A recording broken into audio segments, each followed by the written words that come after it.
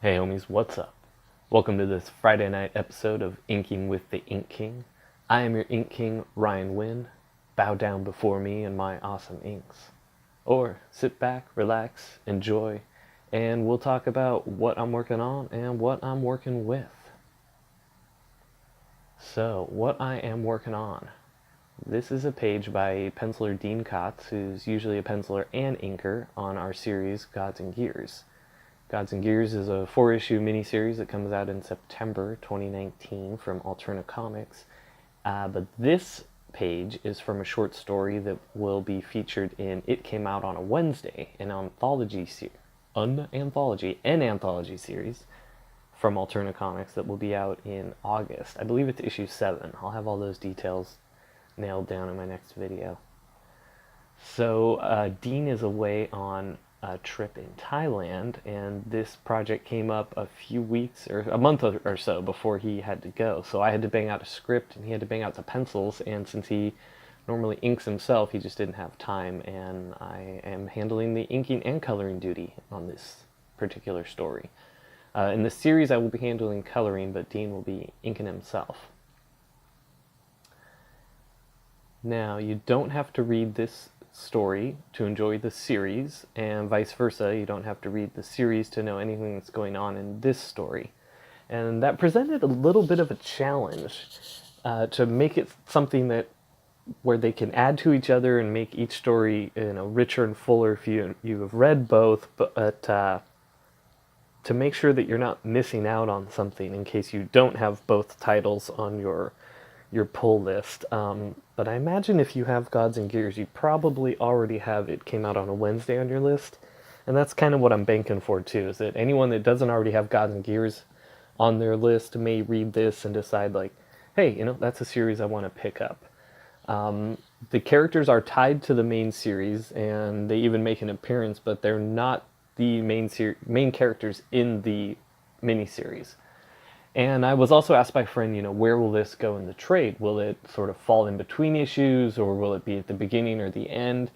And I had to think about. I hadn't actually thought about that, so I had to think about that, and that birthed the idea that I actually want to do more of these little stories. If Peter will have us, and It Came Out on a Wednesday, maybe do a whole series of those, and then collect those with the trade, and maybe they can either be their own trade or they can go in the back of the miniseries trade. I'm going to let you, the readers and fans, let me know what you think about that, how you think something like that should be collected. So yeah, that's what I'm working on and who I'm working over. Let's see, what should we talk about? Let's talk about what I'm working with. Working with a brush here. This is a Sable hair brush. This is a Raphael 8404. Some of you may use the Winston or Winsor and Newton. Winston.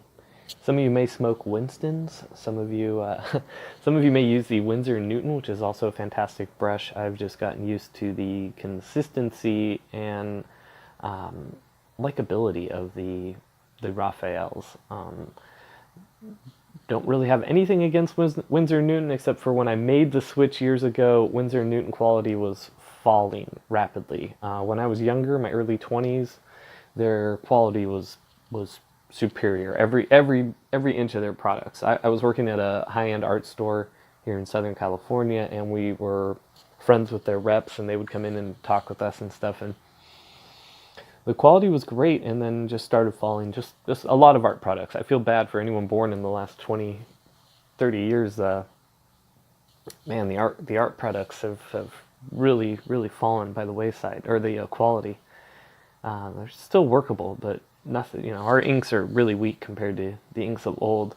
The inks I used to use for my grandpa that he had, and the ink works I've seen by him and other creators from the 60s and stuff, the inks still hold up so well, and they were so thick and heavy and dark.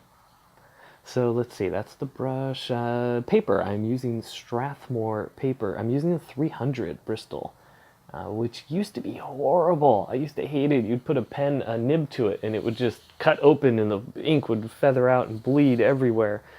And it sort of seemed like inking on a sponge when you used a brush with this. So I've avoided it for years, and people kept telling me in the last few years that No, the quality is so good. Even their 400 or 500, which I always liked.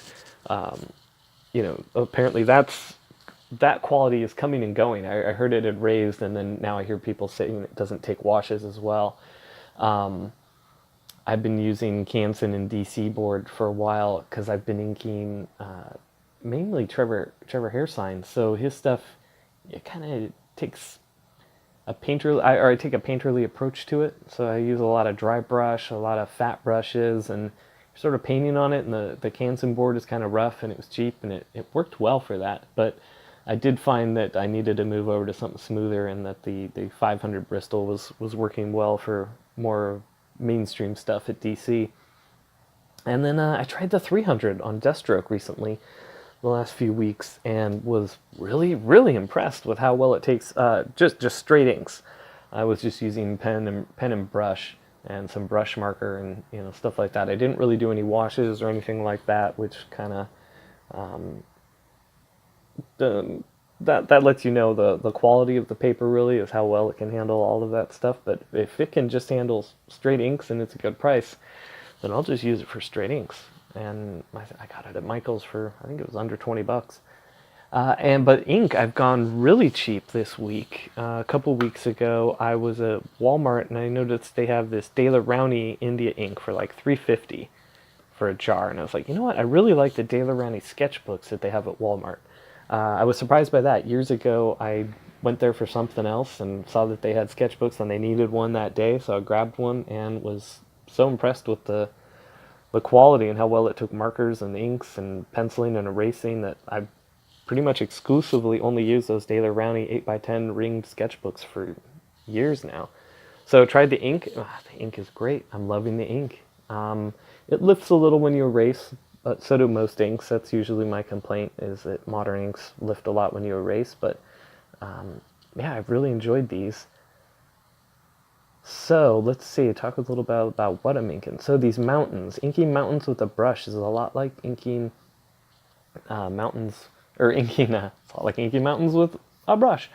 Inking mountains with a brush is a lot like inking folds and clothes and cloths and tapestry.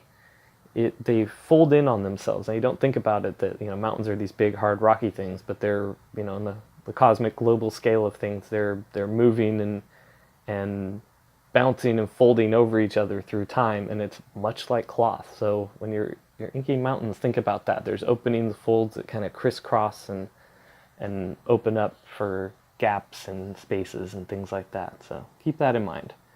And hopefully more videos this weekend. Until then, take care of yourselves, take care of each other, and take it easy.